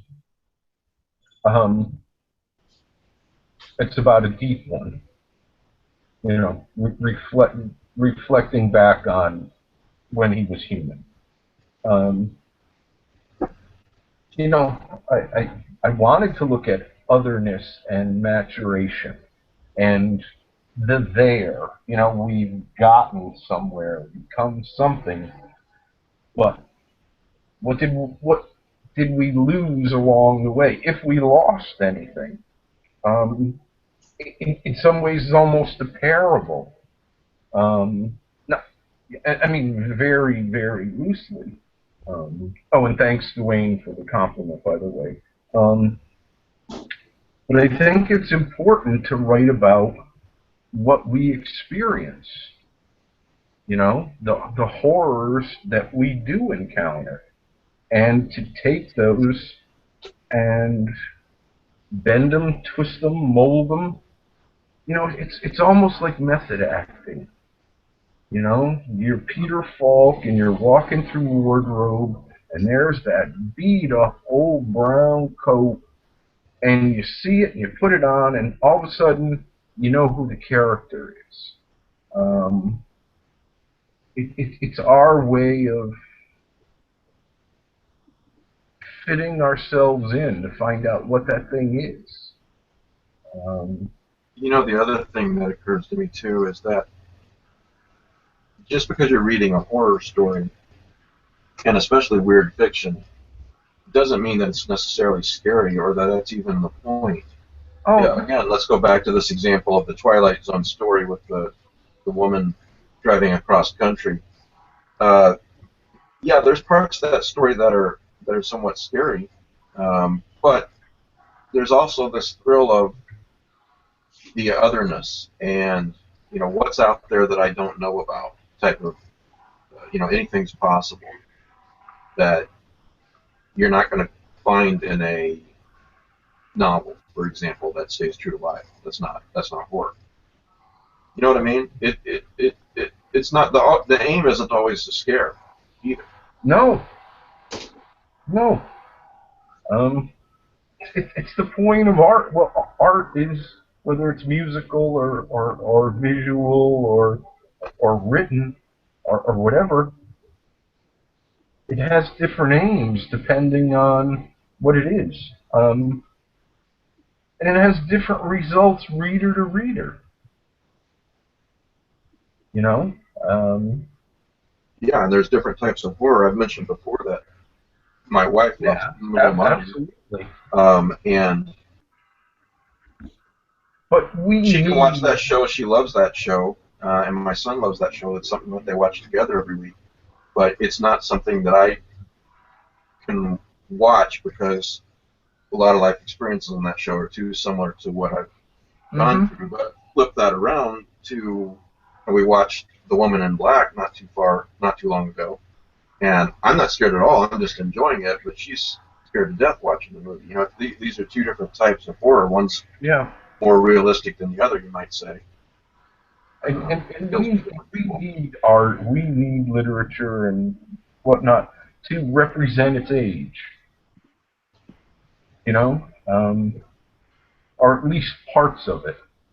Not all of it, of course, because, as Matt said, art is multi-purpose. You know, you know, but yeah, we need to embrace. I think I'm a very modern writer. You know, you know, it's the modern city where my stories take places, and you know, I'm looking at humans in a modern city. Now, Cody Goodfellow and I are editing an anthology, a Dreamlands anthology, and our take on this is that it is 21st century. And if the Dreamlands have been around forever, and they may or may not be altered by mankind, but you enter the Dreamlands. Well, in some way, shape, or form, they have to be shaped by man. Right. So we're now the 21st century. We've had a sexual revolution, and we've had world wars, and we've had the pill, and we've been to the moon, and we had quantum physics, and, you know, we have such technological changes. So if man possibly imprints the Dreamlands, what's that look like now? Oh, it sure doesn't look like HPL's Dreamlands. Yeah, that's an interesting awesome concept. Yeah. And the other thing is, if there is a base Dreamlands that we entered that does not alter, then how does the modern psyche deal with that when it gets there? You know, if there are certain antiquated aspects that are carved in stone, how does, you know, I mean, like, we've said this before, a 5th century Chinese astrologer looks at the Cthulhu mythos much different than a, you know, late 20th century quantum physicist does. Much different than an 18th century minister in Wales does. So that's what we want. We want to see what modern consciousness, modern dreamers do or see or change in the Dreamlands. Yeah, that's going to be a great book. Hope so. Well, my last thing I would say on this topic is that to the person who wrote this, I don't know that you're feeling this way, but if you're feeling this way, that it feels wrong somehow to write about horror when things like this happen, you know, that you've got to do whatever feels best to you. But no, there is nothing wrong with it. And there's a lot of different reasons for writing horror, and the aim is not always to scare. And if the aim is to scare, you know, people like to be scared and they like to escape reality. So, you know.